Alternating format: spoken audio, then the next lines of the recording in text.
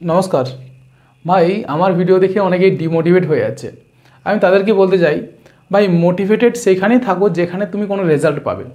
যেখানে কোনো রেজাল্টই পাবে না সেখানে মোটিভেট থেকে লাভটা কী?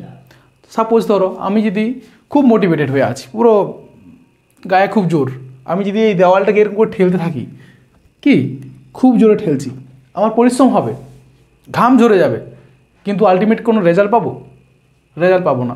এই জন্যই আমি বলতে চাইছি যে হ্যাঁ, তোমরা প্রিপারেশন নাও, পড়ো, সব কিছু করো, কিন্তু তার মাঝখানে তোমাকে জানতে হবে যে তুমি যে জায়গায় তোমার পরিশ্রমটা দিচ্ছ, তুমি যে জায়গায় নিজের লেবারটা দিচ্ছ, নিজের টাইম ওয়েস্ট করছো, নিজের টাকা ওয়েস্ট করছো, সেখানে আদৌ রেজাল্ট পাওয়া যাবে কি না।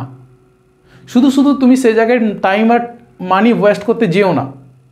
জীবনে এমন একটা জায়গায় পড়বে তখন সেখান থেকে আর মোটিভেশন তো দূরের কোথায়, উঠে দাঁড়াতেও পারবে না।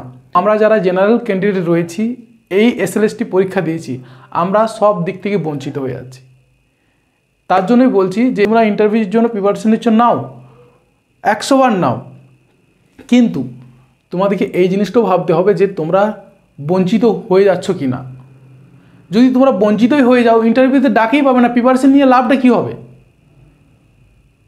শুধু এসএলএসটি নয়, আমরা জেনারেলরা প্রত্যেকটা জায়গায় অবহেলিত হচ্ছি। জেনারেলদেরকে জানোয়ার হিসেবে ট্রিট করা হচ্ছে। আগে বৈদিক যুগে 4টা শ্রেণীতে ভাগ করা হয়েছিল, ব্রাহ্মণ, ক্ষত্রিয়, বৈশ্য, শূদ্র। ঠিক এরকম বাবা সাহেব আম্বেদকর আমাদেরকেও এরকম চারটা জাতিতে ভাগ করে দিয়ে গেছে। কীরকম? SC, ST, OBC, general. এরপর আগে যেরকম শূদ্ররা অবহেলিত হতো, ঠিক এখানেও আমরা জেনারেলরা অবহেলিত হচ্ছি। এসসি সোনার চাঁদ, এসটি সোনার টুকরা, ওবিসি তারাও ঠিক আছে, জেনারেল একদম জানোয়ার। তাদেরকে একদম জানোয়ার হিসেবে ট্রিট করছে। তো এই জন্য বলছি, সমস্ত জেনারেল তারা এক